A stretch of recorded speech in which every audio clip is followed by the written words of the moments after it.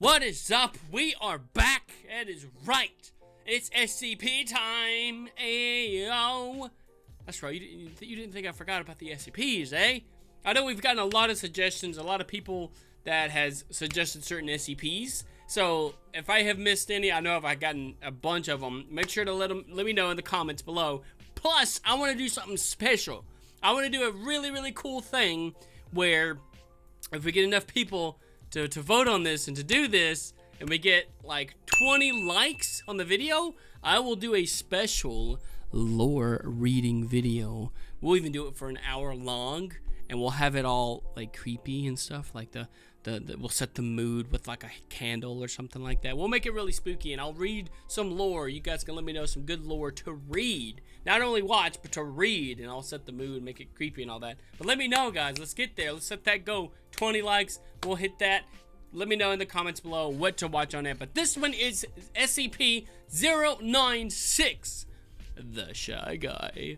Hopefully he's not going to be too shy. But I've looked through a couple of them. I'm going to do this one, which is actually SCP Explained. I know if there was like another video too, but it was like, it went into a lot of different stuff that I was like, oh, I don't know if I can put that on the channel because of some of the stuff that they were talking about and all that. But I did read some of that and everything. So we're going to watch this one. We're going to react to it, and I will give my thoughts on it at the end. So we're gonna bring it in here. Ready? Oh, there it is. There's the video. Oh, that's right. Mr. Ghost is behind the scenes on the video editing here. Look at you, Ghost. Hey? Well, without any further ado, let's go ahead and do this thing, man. What you got for us? When an anomaly is first detected by an SCP Foundation field agent, it's up to the Foundation's mobile task forces to tag and bag the impossible entities before they can do any more harm. Aww. Sometimes these retrievals are uneventful. Other times, not so much. Especially when they're dealing with brutal forces of nature like SCP-096. Also known as the Shy Guy, a creature that, from the very first interaction with the Foundation, had a reputation for being dangerous and needed to be feared. Yeah. A series of vague sightings and mysterious disappearances up in the frosty mountains of the Yukon first sparked the Foundation's interest. When they were certain that they had an anomaly on their hands, two retrieval teams, Zulu 9A and Zulu 9B, were dispatched to secure and contain the entity. Zulu 9A took the lead in a heavy-duty chopper, equipped with 50 caliber GAU-19 heavy machine guns, and carrying an AT-4 anti-tank launcher. They were prepared for anything, or so they thought, as they established a visual on SCP-096 while 2 clicks away from the target. They couldn't get a clear line of sight on the creature, but it appeared to be stationary, docile, and was making no attempt to flee. Piece of cake, right? Ooh. Little did they know that SCP-096 was just looking away from them. If it was facing towards them, it'd be a whole different horror story. As Zulu 9A were about to find out. Yeah. The team landed their helicopter next to the creature and were shocked to see that it was completely naked, in spite of the sub-zero temperatures all around them. The creature was unnaturally thin, as though it had been starved for weeks, with bone-white skin and unnaturally long limbs. The team guessed that the creature's arms must have been at least 1.5 meters long, but its docile nature and insubstantial body mass gave the impression that it wouldn't prove too difficult to contain. That is, until they saw its face. Zulu 9A's captain was the lone survivor of the incident, as he was lucky enough to be looking away when the creature turned towards his team. The rest of the squad ended up staring eye to eye with SCP-096, and from that moment on, wasn't docile anymore. The creature began to whimper, then cry, then sob uncontrollably in a way that sounded eerily human. This sudden change in temperament startled the rest of Zulu 9A, and they opened fire on the creature. Under the hail of gunfire, SCP-096 entered a murderous frenzy and began tearing into the hapless squad of soldiers. While its flesh and organs did seem to take damage as a result of the barrage of 50 caliber rounds from the helicopter-mounted machine guns, its skeletal structure remained intact, and it continued its onslaught, tearing the team limb from limb, even after they'd blown practically all the flesh from the creature.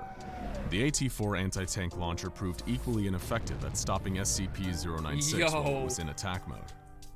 And it was only after slaughtering the entire team that it returned to its docile state. Nobody knows exactly what the creature did to Zulu 9A after the gunfire started, but no trace of the team was left behind. Zulu 9B Secrets. touched down soon after, and with a grave warning from the captain not to look at the creature's face, they were finally able to subdue it.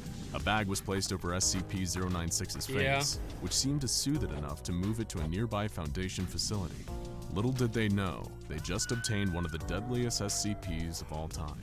And while it may have been under lock and key for now, it seemed inevitable that it would get out and cause more violence and chaos. Research and containment procedures for the SCP-096 were put under the command of Dr. Dan, a senior researcher at the site. It was his job to find out exactly what this being was capable of.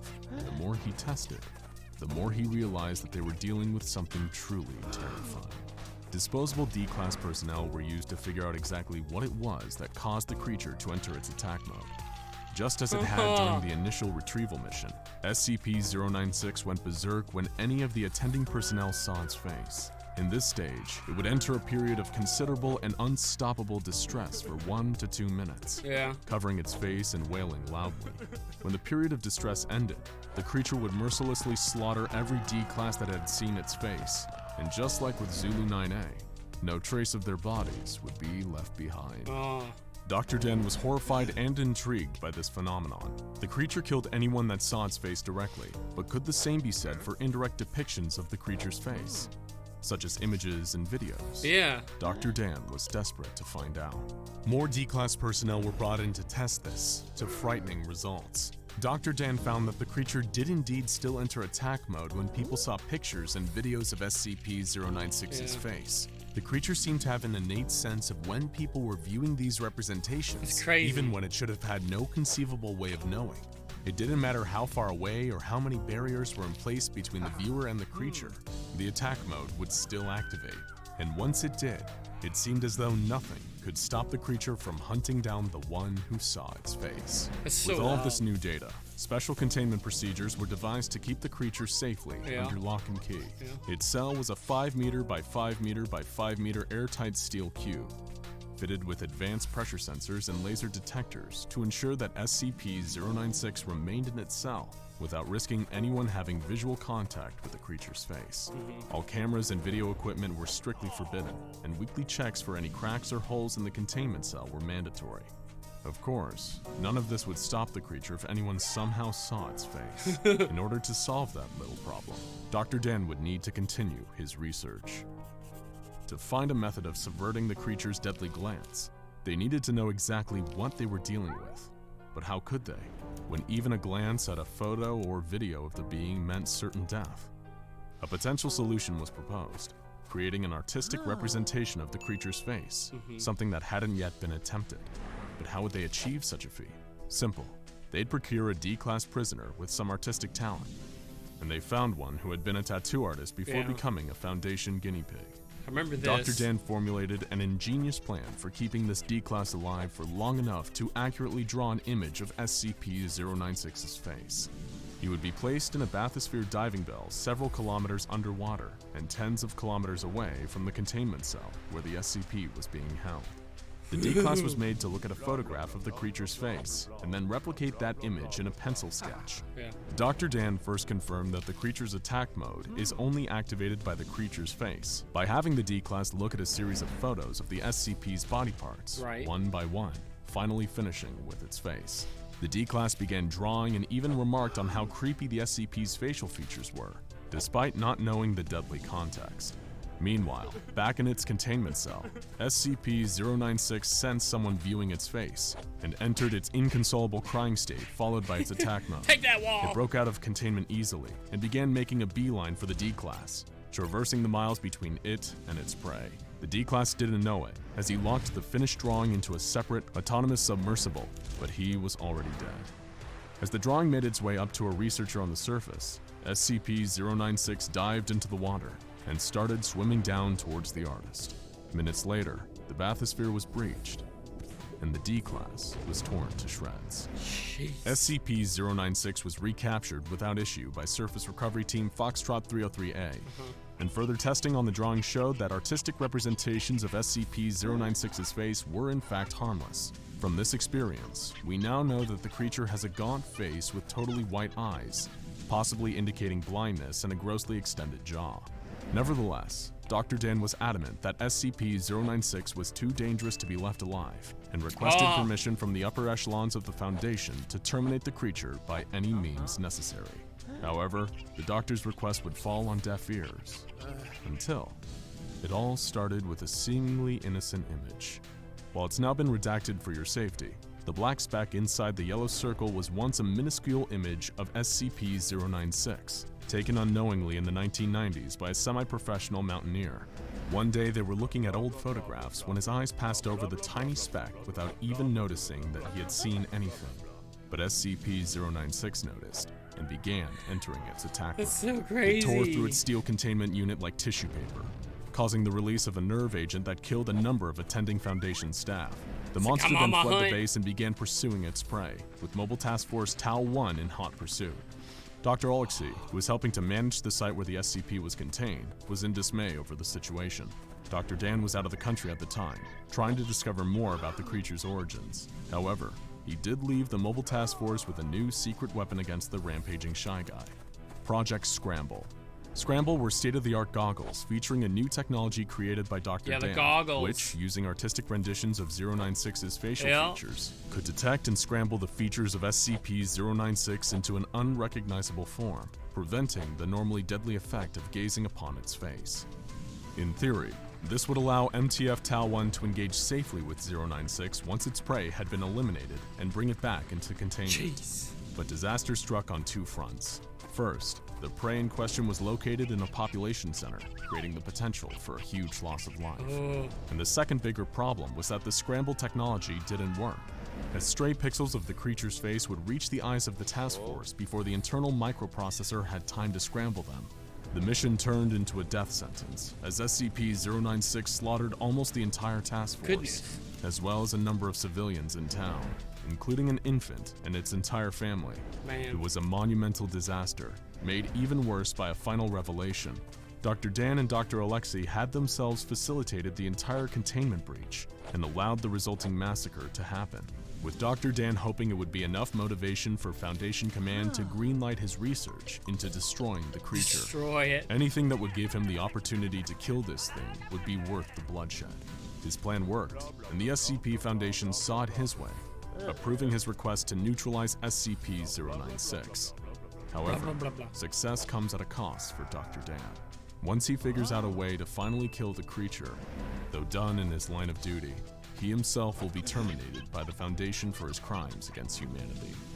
But considering how much damage SCP-096 is capable of causing if it ever got to a major population center, or even worse, was ever caught on camera and broadcast to a worldwide audience, the Doctor himself would likely deem his own death a justifiable cost.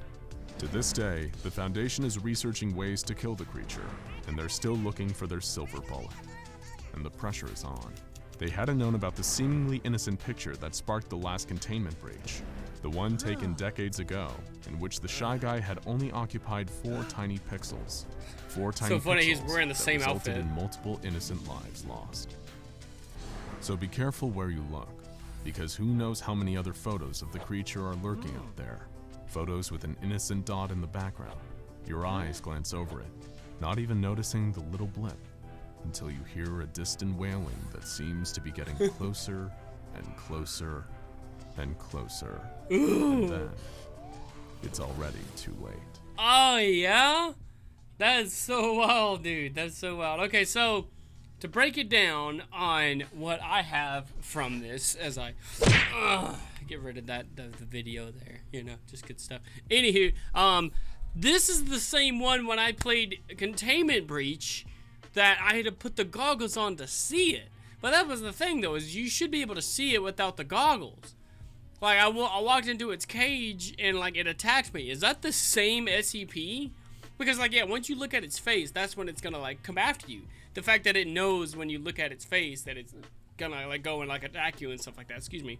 And another thing was, like, it feels like it doesn't want to attack.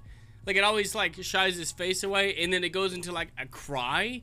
Like, it's almost like as if it doesn't want the act to be done. Like, I'm like, you know, like, oh, I don't want to have to go and attack this, but I want to know more of, like, the backstory of it, maybe. And that could be one that I could read for the lore. like I said, if we do reach 20 likes and you guys really, really like it and give me some suggestions of some more that I can read in a nice, smooth, chilling kind of thing, it'd be cool. It'd be cool to try something like that, try something new, because I know how much you guys really like the SCP videos and they're really interesting, and I need to get back into Containment Breach as well. I know some people were like, yo, you were so close to beating the game, I gotta do it again, and I may even play the whole game over again because they have new games now. So that will be something I want to like go into. But I know there was a couple more requests, and I'm gonna hit those as well. So don't you guys worry. I'm gonna try to hit out as many as I can for the SCP reaction videos. We're gonna continue this journey, man. It's super fun. It's super nice, and I've gotten some really, really good suggestions so far. All has been really, really like interesting, and like I want to dive into it more and see what else is out there as far as the SCP lore and everything. So I really appreciate you guys watching. If you really liked it, go watch this one. This one's really cool too. You know, you may actually like some of the special ones that we have up there for the SCP reaction journey. Without any further ado, my name is Mr. Smiley. Keep it on the bright side, guys. Keep smiling to the end. We'll see you guys in the next one. We'll see ya. Bye.